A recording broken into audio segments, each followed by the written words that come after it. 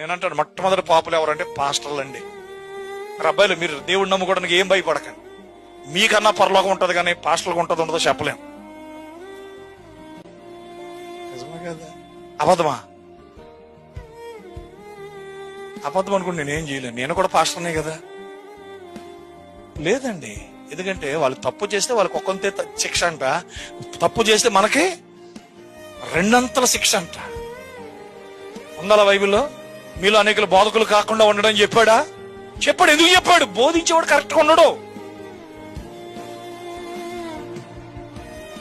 సమస్య ఏంటంటే విశ్వాసం ఉన్నప్పుడు బాగుంటాడండి. విశ్వాసం ఉన్నప్పుడు ఏమి స్వార్థం ఉండదు, అసూయ ఉండదు, ద్వేషం ఉండదు, కక్ష ఉండదండి.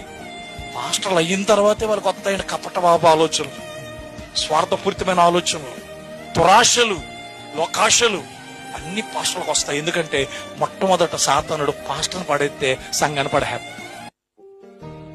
వ్యభిచారంలో పడేసేయటము, తాగుళ్ళలో పడేసేయటము, గర్వంలో పడేసేయటము, వింటారండి, అసూయలో పడేసేస్తుంది. ముందు ఇన్ని పాస్టర్ని ముందు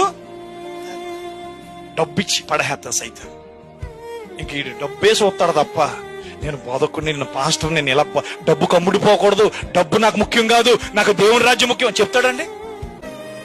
డబ్బు నాకు వద్దు అంటాడా? ఇలా అన్నాడా అండి?